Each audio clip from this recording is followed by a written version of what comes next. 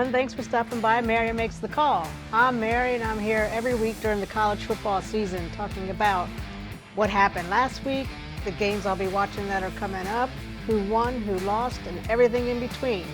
Now, before we get started, say hello to the head coach behind this channel, my sister. Hey everybody, welcome back. Glad to see you. Glad you can make it. Here we are. We're like I said last week, we're almost near the end. We are the week before our big Thanksgiving episode.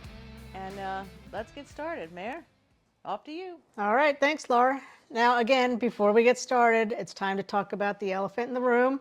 As you can see, Packy's holding a Purdue flag, and apparently with my dialect or my accent, I didn't enunciate something correctly. So just a refresher as to what I said, take a look.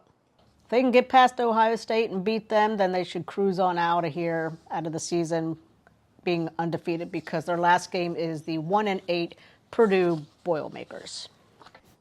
So apparently I said Boilermakers, and it's Purdue Boilermakers. Lur. Thank you, Marcy. Lur. Boilermakers. So there's our elephant. Boilermakers. There we go. All right, enough of that. Let's talk about last week. We had a couple of big upsets last week. First one was Kansas Jayhawks handed BYU their first loss of the season, beating them 17-13. Kansas Jayhawks are like a 4-16, and BYU, as I said last week, they were undefeated until they played the Jayhawks. So they've suffered their first loss, and now they're 8-1. So basically we need to expect the unexpected. Exactly. And the other one was Georgia. Now, last week I said if Georgia loses to Tennessee, that could put their playoff contention in jeopardy. But they did not lose. They went and took care of Tennessee 31-17. So wow. Yeah, it restored their strength in the rankings as well. Clemson went on to beat Pitt 24-20. That was a very good game.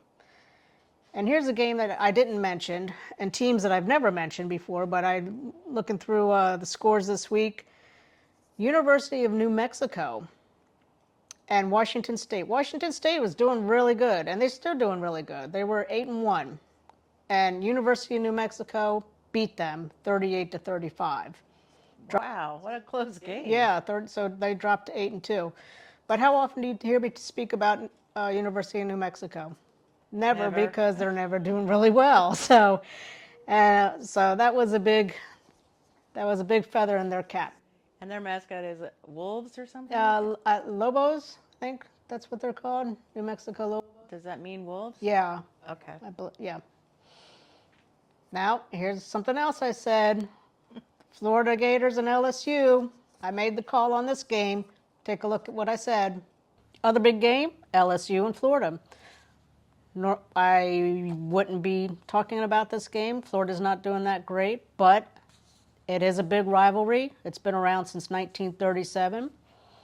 Florida has won 33 of those games. LSU has won 34, and they've tied 3 times. Wow, close, huh? Yeah, LSU has won the past 5 meetings, so they're probably going to end up winning, making it 6. You never know. You never know, but it's going to be LSU. Okay, turns out I was wrong. Florida Gators beat LSU. They showed up and took care of business, beating LSU Tigers 27-16.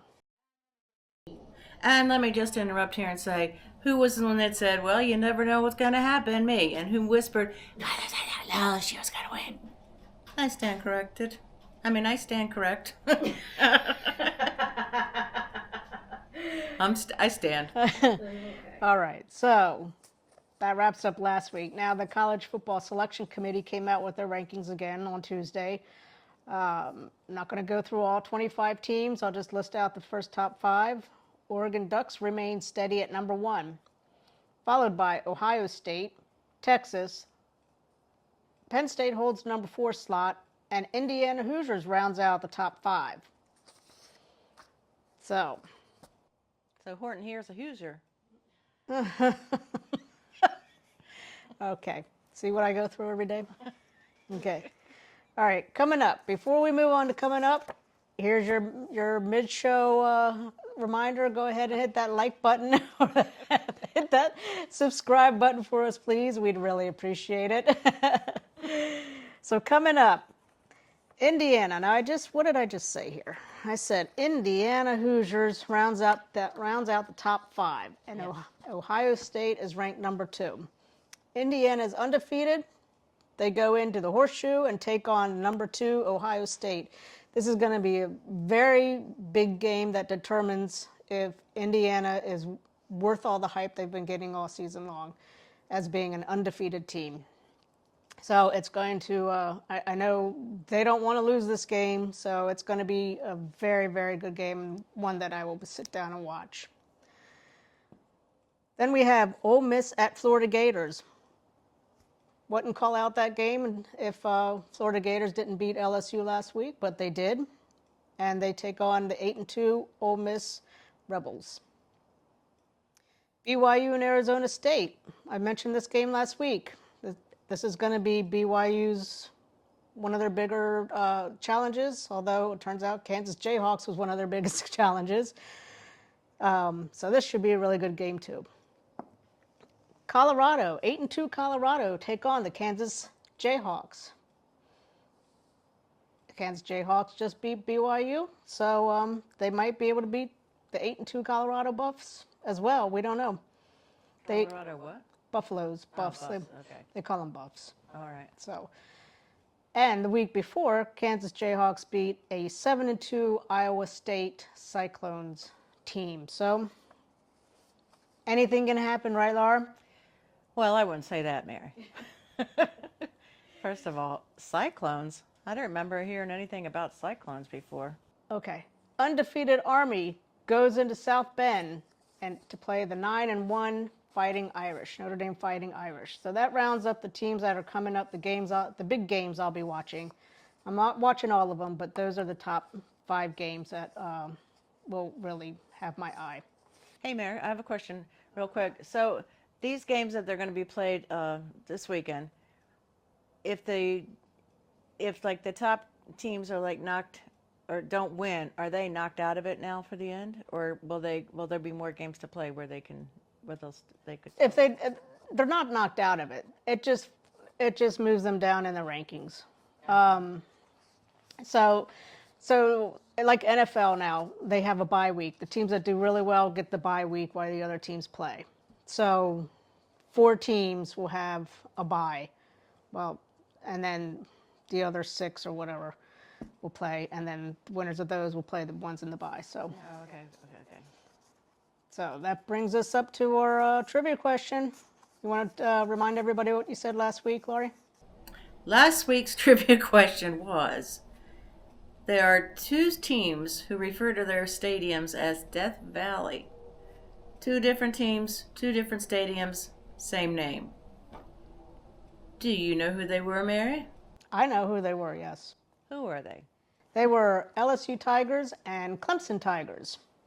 Both refer to their stadiums as Death Valley.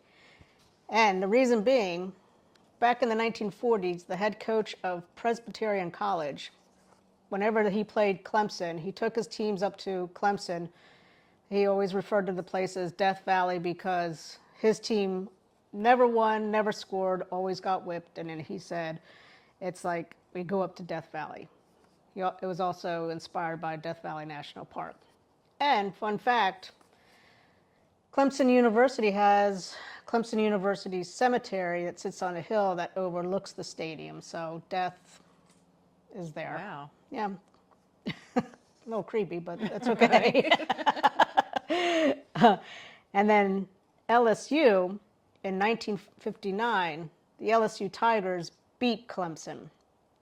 And the fans thought, oh, well, since we beat the team that beat everybody else all the time, we deserve to have the name Death Valley, and they claimed the name Death Valley. So Death Valley, LSU Tigers play in Death Valley, and the Clemson Tigers play in Death Valley. But Clemson Tigers had it first.